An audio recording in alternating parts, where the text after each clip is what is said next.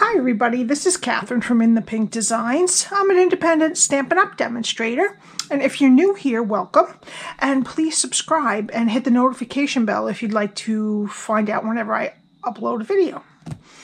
My project today is a triangle box. I wanted to try one of these out without having to do all the extra triangle scoring, and I think it came out pretty well. So this is a little bit easier than to go through all those steps. I used the Frightfully Cute stamp set for the witch. I used Cute Halloween Designer Series paper and the layering circle dies. I'm going to open this one up. Now it goes under here, but how I'm going to open this up, I mean, you could make this with just one ribbon, so it's not as complicated, but I'm just going to open it like that. And it opens up. I put a different DSP inside, and it holds about 8 Hershey Kisses inside. But you could put other little candies in there too. But that's how it opens. If you don't want to do this kind of an opening, you could put a Velcro dot down underneath here and then just tie some ribbon around the top right here inside and tie a bow at the top. That would be lovely too. So let's get started with what we need.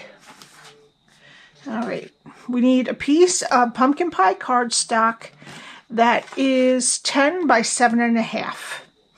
We need 4 pieces of the Cute Halloween Designer Series paper. All of them are 2 1/4 by 2 1/4. You just need, well, you could do all of it the same, but I did it in 2 different patterns. Okay, then I used the layering circle dies. We need a Daffodil Delight circle that is 1 5/8, a basic black circle that is 1 7/8, and a scallop circle out of pumpkin pie that is 2 inches. So all of these go on right on top of each other like that. And that's it. All right, so let's get my Simply Scored.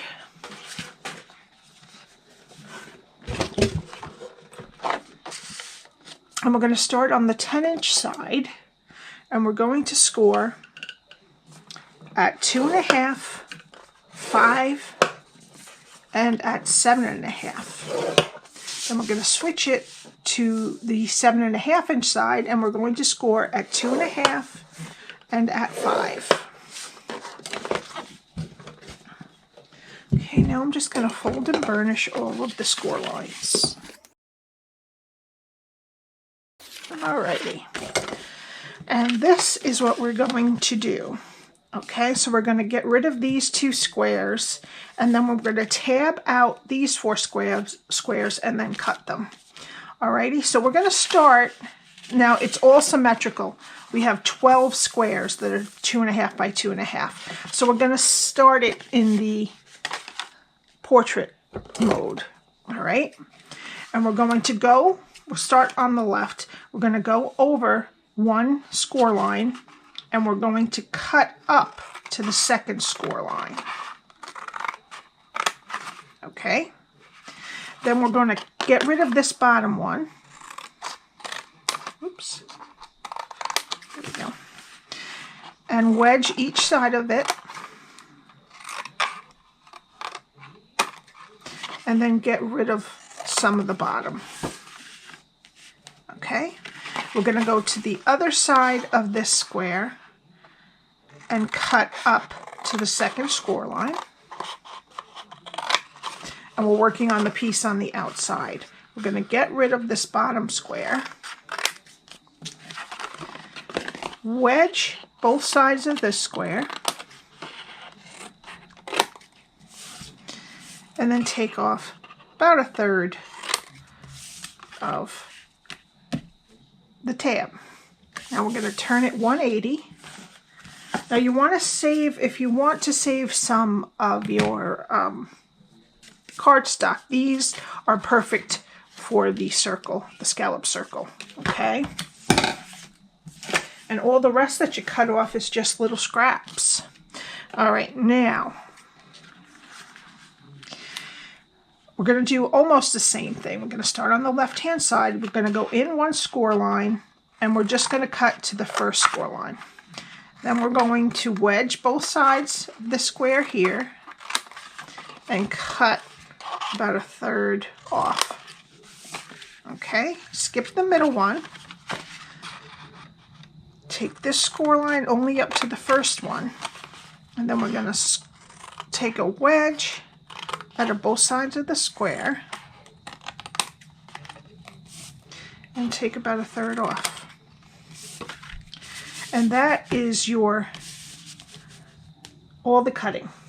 Now, what we want to do, this longer piece here is going to be our front flap, the piece that sticks out the farthest.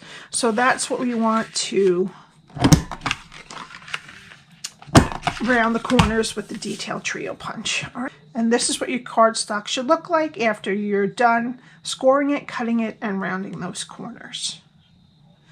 All right, now we need some tear and tape. What we're going to do now, what's going to happen is the top of the square that we shortened is going to, right here, is going to match with this piece, okay, the side piece of the square that's right next to it that's loose, okay, just like that. And we're going to kind of make a box that has this piece sticking up. Alrighty, so what we want to do is make sure that there is some tear and tape close to the score line and one piece that is close to the edge on all 4 of these. Alrighty, and we'll do one side at a time. I'm going to do this one and this one. Alrighty. So we'll take the backing off of these 2 sides. Okay, and we're going to attach them both to the square that's in the middle. All right, so we're just going to take the top of this flap and make it straight with the side of the square. Just press it. Okay, and do the same with the other side. This top is going to go straight with the other side of the same square. Oops.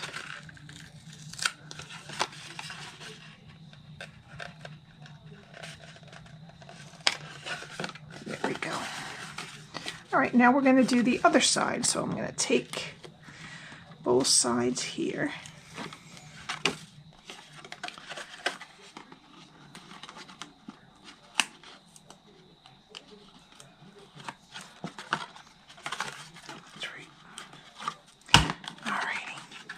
And we're going to take the top of this flap here and connect it to this side of the square.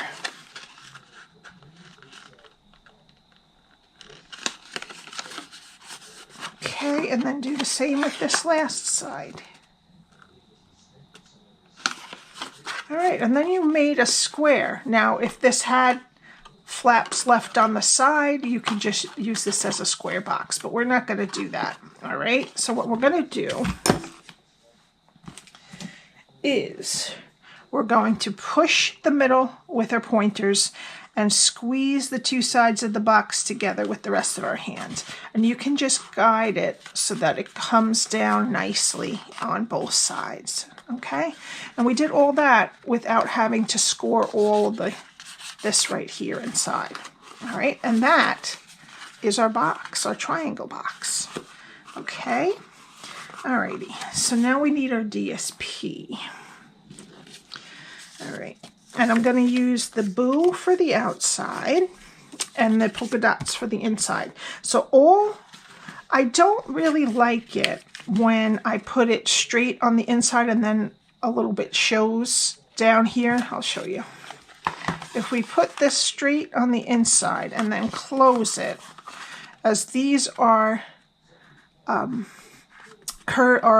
rounded, you'll see a little bit of the other DSP. So I want to round one side of all 3 of these, but the back one. The back one can stay straight.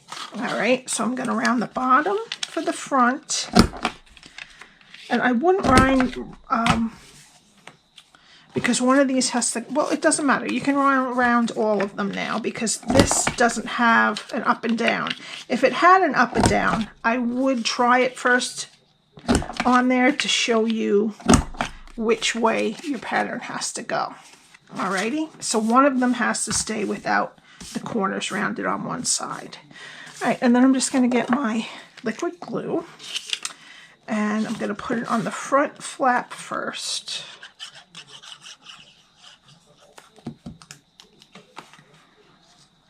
I got my order in over the weekend, so now I'm so happy that I have all my ribbons and my DSP replenished, so I don't have to worry about what I do. I can pick from anything I like. All right, and then the back. And this is the only one that is straight on all four sides. And you could do this for any holiday or any occasion, or you could just do it in different papers and a different decoration on the front. Could be pretty much for anything. All right, and then I'm going to put this one inside here.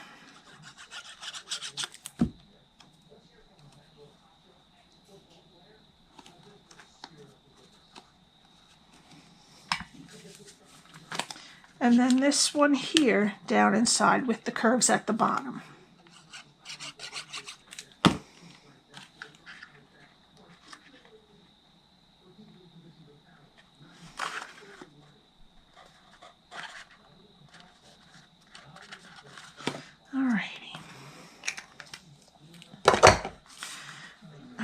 Just going to let that dry a minute, and we're going to stamp on our piece of Daffodil Delight that is cut into a 1 5/8 circle with the layering circle dies. We need some Tuxedo Black Ink and our witch from Frightfully Cute stamp set. Alrighty, and I'm just going to put this right on there. Hold it a second.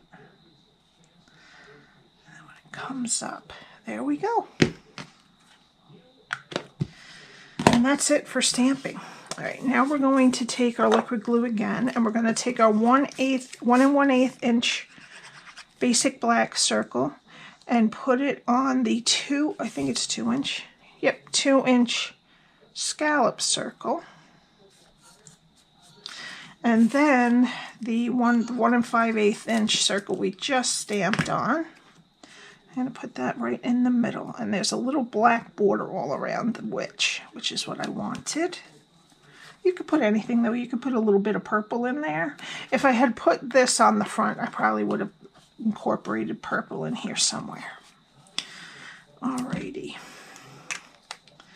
Okay, let that dry now. All right, now we need about 8 kisses. 2, 4, 6, 8. Ooh, there's a loose one in there. Yuck. All right, and these are the regular ones this year. People asked me if they were like mint or something. No, they're the regular ones. So I must have just changed up the foil this year. All right, and I'm just going to put them. They kind of go in both compartments. We just want to shake them a little, and then they'll fit nicely. Okay? All right, so now we need 2 strips. One of metallic mesh and one of the black organdy, glittered organdy. And this one is my new one, so I'm going to cut it.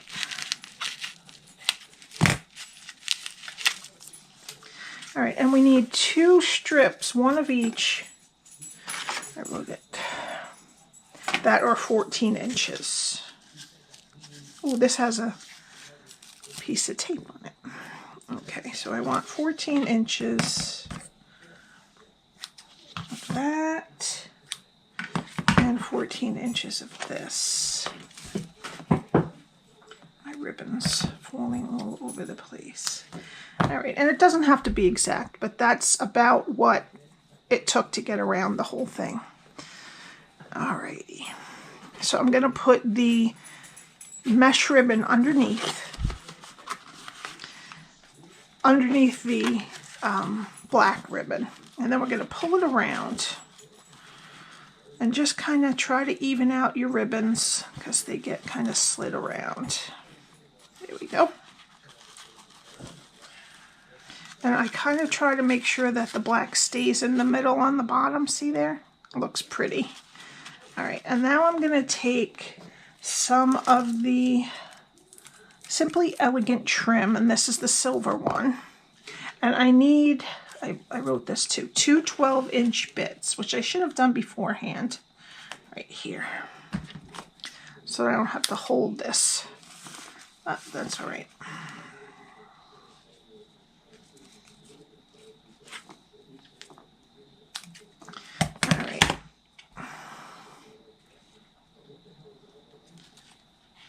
And then I'm just going to tie it.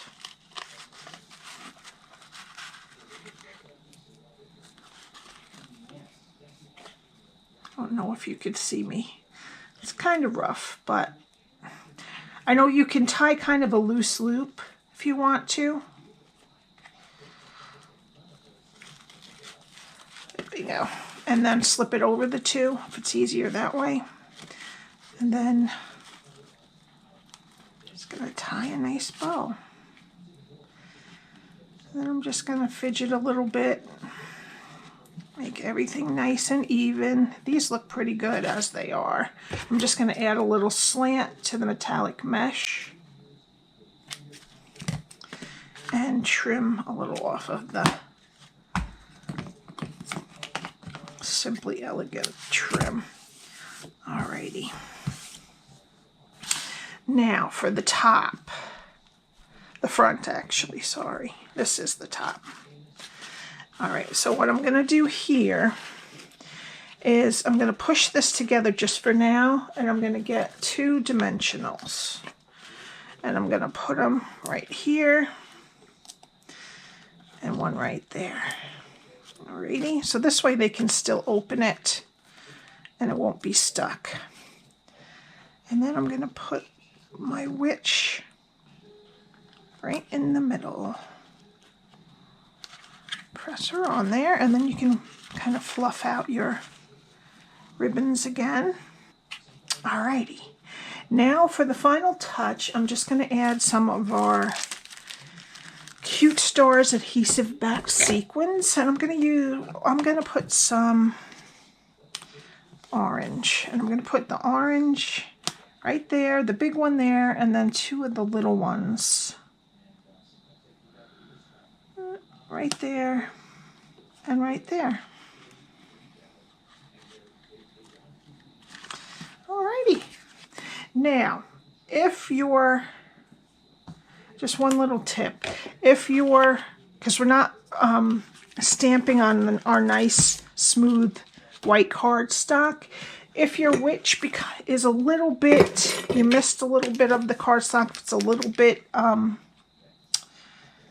uncovered on some spots, what I'm trying to say is just add, don't go all the way to the edge because then it might bleed, but just add a little bit of Wink Estella and that will move. You could also, I guess, use your blender pen, but you don't want to go all the way to the edges, right? And it'll give her a little bit of sparkle too.